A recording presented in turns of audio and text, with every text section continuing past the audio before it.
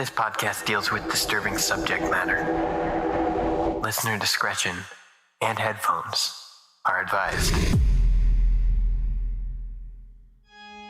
It's time to open the door to your mind.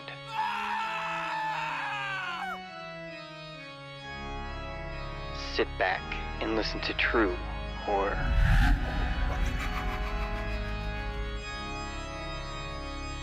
But be careful of what you allow in.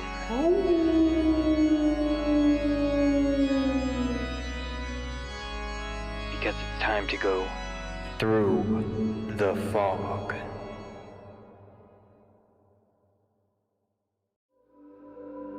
I'm DarkHero, and this story is called A Good Deed.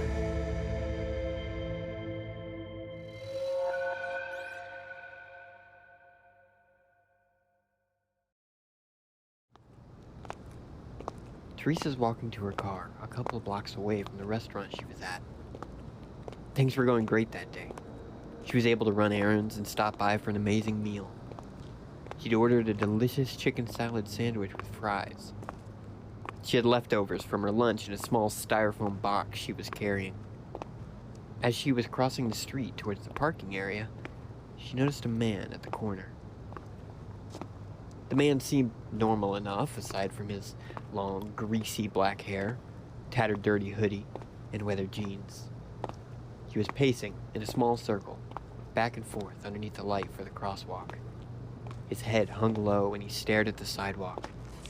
When she got to the light, she pressed the button to change it. Teresa stood there for a moment, waiting for the sign to change as the man continued to pace next to her. She kept her eyes forward, waiting for that damn light to turn. The man continued to pace beside her, the shuffling of his feet on the pavement grating her ears. It sounded like the man's shuffling was getting closer, and she noticed the man had a sickening smell of rot attached to him.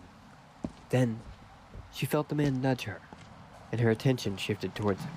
Teresa felt nervous around the man, but at the same time, she felt pity for him.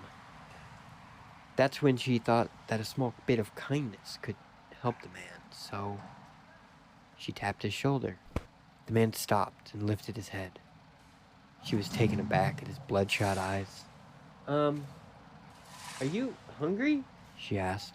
The man's eyes widened as he stared at her. He gave Teresa a smile, stretched across his face from ear to ear. The man slowly lifted his hands towards Teresa. They were shaking in a pleading expression.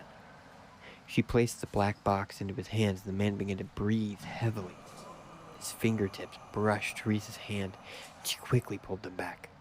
He let out a crazed laugh as he brought up the box to his mouth. The man proceeded to take a bite of the whole thing, his gaze unblinking towards Teresa. With his mouth full, the man continued to laugh. The sound made Teresa shiver. She looked across the street to see that the light of the crosswalk changed, and she ran as fast as she could. At the other end of the street, she turned to see the man devouring the box and food inside. She shuddered, ran toward the parking lot to her car. That night, Teresa sat on the couch of her little home. The image of the homeless man's face was burned into her mind. She got a notification from her phone. It was a message from her Ring doorbell, telling her that motion was detected at her front door. Teresa turned on the app on her phone to see a hooded figure standing in front of the camera. She screamed, but her terror soon turned to anger when she heard a familiar laugh on her phone. "I got you so fucking good," the hooded figure laughed. The figure removed their hood to reveal that it was Teresa's fiancé. She groaned and made her way to the front door, ready to snap. Teresa opened the door and shouted, "You asshole!" Her fiancé laughed and pulled her in for a hug. Teresa could not stay mad at him, but thought to keep this incident on memory to use as ammo later. She lifted her head and their lips met, the anxiety of the day slowly washing away. At that moment, the noise echoed in her ears, and it was followed by a sickening squelch. Her fiancé groaned, but before he could utter another sound, another filled the air around them. Teresa felt his arms go limp around her, and his body collapsed onto the floor. She looked down to see a mess of blood, skull, and gray matter. Teresa looked up, and she felt the blood drain from her face as she saw the homeless man from earlier that day, wielding a metal bat in his hand. He let out that disgusting laugh and tossed something at her feet. Teresa looked down to see her wallet, with her ID face up that revealed her address. The man's laugh stopped, and the only thing she could hear now was her heart beating. The man lifted his bat over his head and let out that maniacal laugh as he darted towards her. Teresa turned and raced up the stairs towards her bedroom, trying her best not to stumble on her way up. She felt the whoosh of the bat come down at her spine. That nearly made her faint. Each step that she climbed felt like a mountain. Each second that passed felt like an eternity. And no matter how fast she ran, it felt like the man was right behind her.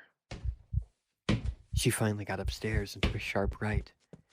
The man's bat cracked the handrail of the staircase. It was a straight shot to her bedroom now, and she nearly flew through the door. Teresa quickly locked the door behind her. She pressed her body against that thin wooden barricade. Wham! The impact from the bat on the door made her shoulder ache. She knew there was no way that the door would hold. Teresa took a step back and saw the cracks in the door in front of her. The man was going to break through and kill her. She frantically looked around and saw her only escape: the window. Teresa quickly unlatched the window. The sound of her door breaking was deafening. She squeezed herself through. Her torso was almost out. All she needed was to lift herself out. Then, she felt the man's hands on her waist, and her body was jerked back. Teresa tried her best to resist, but the man was so much stronger. She screamed, and as she did, her screams were drowned out by the man's laughter. Teresa felt the man pull at both her arms, restraining them behind her, and then the window slid down. She felt the frame hit her neck. The man continued to lift the window up and slammed it down, over and over again. The glass became splattered with blood as the windows cracked. Then with one final slam, Teresa's head came crashing down onto the lawn. The man's laughter echoed throughout the home, and he simply made his way out. Teresa thought that she was doing something good, but a simple good deed led to the death of 2 people.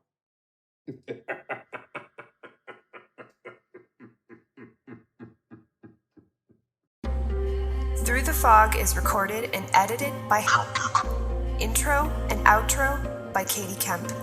For more stories, go to www.throughthefog.org. We'll be back in 2 weeks, so keep your eyes on the fog.